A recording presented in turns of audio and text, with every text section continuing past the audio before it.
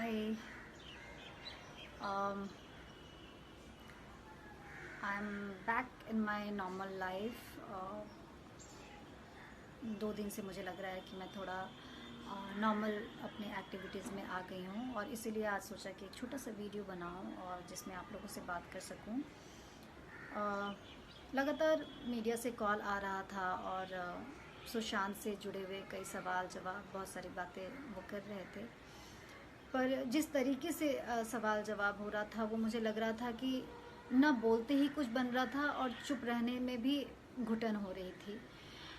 अगर कुछ बोला जाए तो एक ही बात हो रहा था कि लाइमलाइट में आने के लिए सब लोग बात कर रहे हैं, आप बहती गंगा में हाथ धो रहे हैं। इस तरह की बातें जब हो रही थी तो लगा कि अभी बात करने का टाइम नहीं है और समझ भी नहीं आ रहा था कि क्या बात करूं।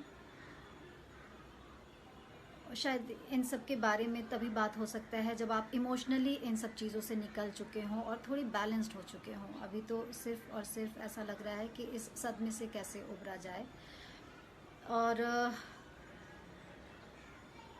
ये ताज्जुब की बात है कि जब मैं सुशांत के घर गई अंकल से मिलने तो मैं बहुत ही घबराई हुई थी कि मैं क्या बात करूँगी, कैसे उनको क्या हिम्मत दूँगी। एक नर्वसनेस थी घर जाने से पहले। लेकिन जब मैं परसों घर गई तो मैंने गौर किया कि मैं वहाँ जिस हिम्मत देने की बात सोच रही थी और जो नर्वसनेस थी वो सब कुछ ख़त्म हो गया था। और अंकल से मिलकर ऐसा लगा कि मैं उनसे हिम्मत पा रही हूँ। तो ऐसे में क्या ही आप बात करोगे और क्या ही हिम्मत दोगे। लेकिन uncle, I don't know, he is different soul.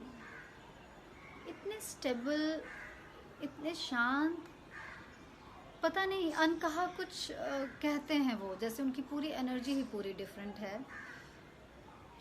दीदी से मिली, मुझे लगता है कि मैं वहाँ हिम्मत लेकर आई हूँ और ये समझ लेकर आई हूँ कि ज़िंदगी में उतार चढ़ाव आते रहते हैं। ऐसे बड़े बड़े घटना के बावजूद ज़िंदगी कैसे अपने आप चलती है और आपको चलाना पड़ता है।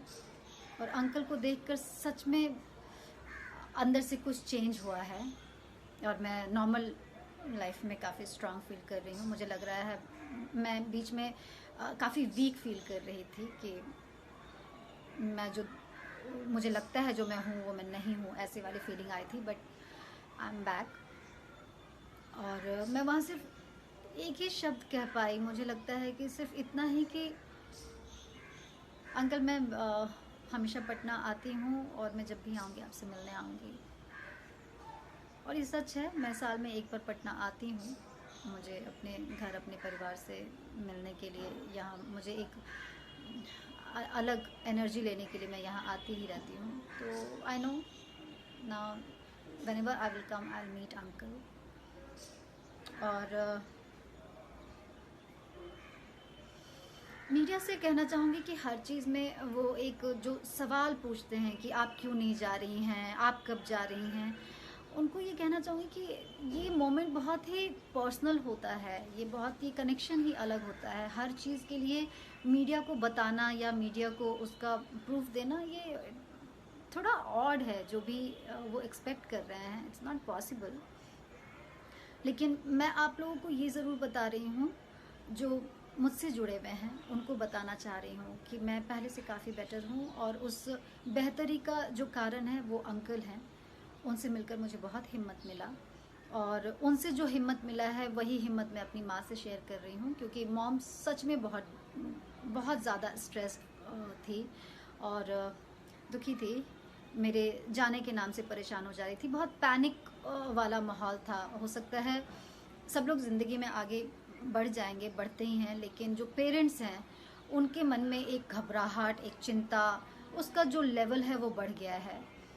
तो हम लोगों ने ये फील किया कि जो बीच में प्रॉब्लम है वो है कम्युनिकेशन। हम लोग, स्पेशली मैं, मुझे नहीं, औरों का शायद नहीं पता, मैं बहुत हल्की फुल्की बातें करती हूँ माँ से। बहुत मुश्किल वाली बातें नहीं करती, इतनी शेयरिंग नहीं होती जो मैं फेस कर रही होती हूँ। डर एक कारण है कि कहीं माँ को स्ट्रेस ना हो। लेकिन अब समझ में आया है कि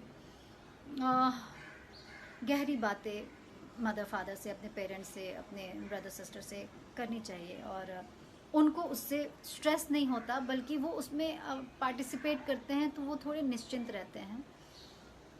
और मेरी माँ ने कहा कि तुम बच्चे लोग बहुत कमज़ोर समझते हो हम पेरेंट्स को, लेकिन ये भूल जाते हो कि तुम लोग की परवरिश हमने की है। तुम लोगों से जुड़े हुए बचपन में ऐसे ऐसी घटनाएं हैं जो तुम लोग को शायद याद नहीं होगा, लेकिन हम लोग वो हैंडल करते हैं। तो क्या जब बड़े हो जाते हो तब हम तुम लोग की ये छोटी छोटी परेशानी हैंडल नहीं कर सकते? कम से कम शेयर करने से हो सकता है कि हम कुछ सलाह दे सके अपने एक्सपीरियंस से और अपने समझ से। And I think she is right. और तब से मैंने हमारे बीच का जो टाइम है, जो जो बातचीत है, मुझे लगता है काफ़ी चेंज आ गया है। एंड काफ़ी चीज़ें चेंज हुई हैं, and just because of uncle Sushant के डैड बहुत बहुत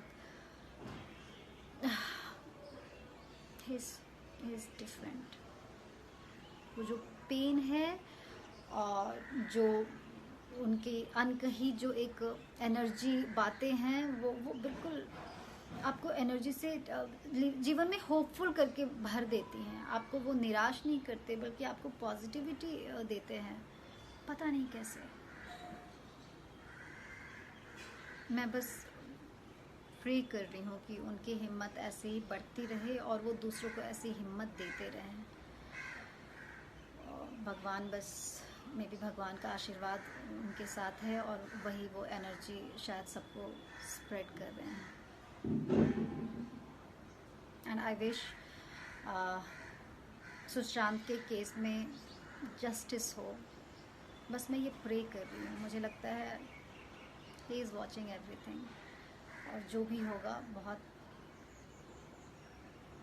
बहुत करेक्ट होगा। Thank you uncle, thank you so much. मुझे फिर से वो पॉजिटिविटी देने के लिए, ज़िंदगी के लिए होपफुल करने के लिए, ये फील करवाने के लिए कि ज़िंदगी सच में चलने का नाम है। ज़िंदगी में बहुत कुछ होता है, बहुत बहुत ऐसी घटनाएं, दुर्घटनाएं होते हैं, पर आप रुक नहीं सकते, आपको बढ़ना होगा। Thank you uncle.